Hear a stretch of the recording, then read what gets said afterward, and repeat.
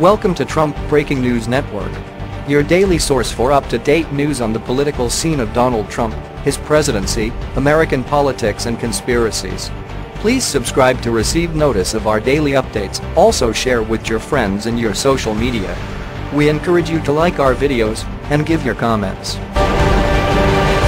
This is TBNN. The military just got the biggest pay raise they've gotten in years.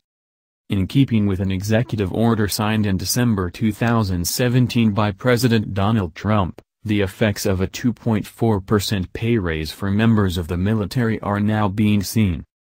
The increase for uniformed service members is the largest one since 2010, when the administration of former President Barack Obama approved a 3.4% pay bump, according to Fox Business. And, several weeks after the change was mandated by Trump, paychecks are beginning to reflect the benefits of the increase. Service members should see the 2.4% raise in the first payday in January, which is normally January 15th for service members on active duty, said Pentagon spokeswoman Laura Ochoa.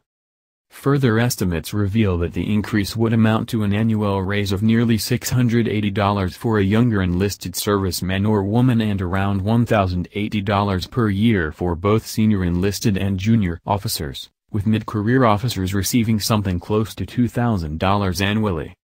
The raise equaled the amount nominally mandated under federal law in the Bureau of Labor Statistics Employment Cost Index, according to Military.com. Yet many in Congress have allegedly been ignoring it in exchange for other budget priorities. The notice was given to Congress last year detailing changes to certain pay rates, where the president had announced his intentions regarding the raise.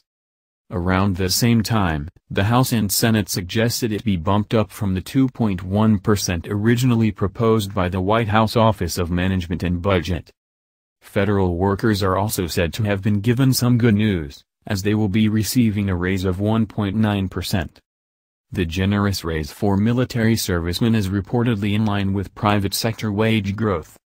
In a letter to House Speaker Paul Ryan, Trump highlighted the plan for the raise, which the current administration suggests is part of making America's military stronger.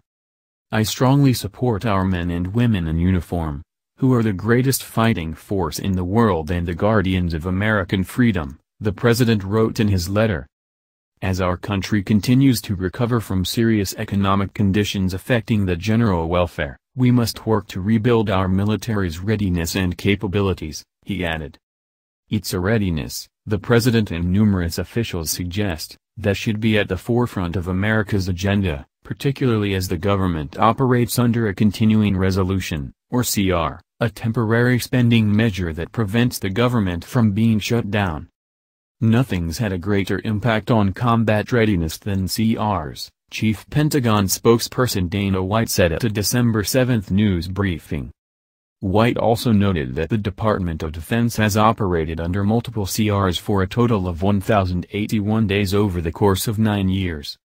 At a time where security threats are high, we really do need the predictability in the budget, certainly that we don't have with CRs, she said. What do you think? Scroll down to comment below. This has been the Trump Breaking News Network. Please subscribe and share to stay up to date on the latest news about our president. Be informed.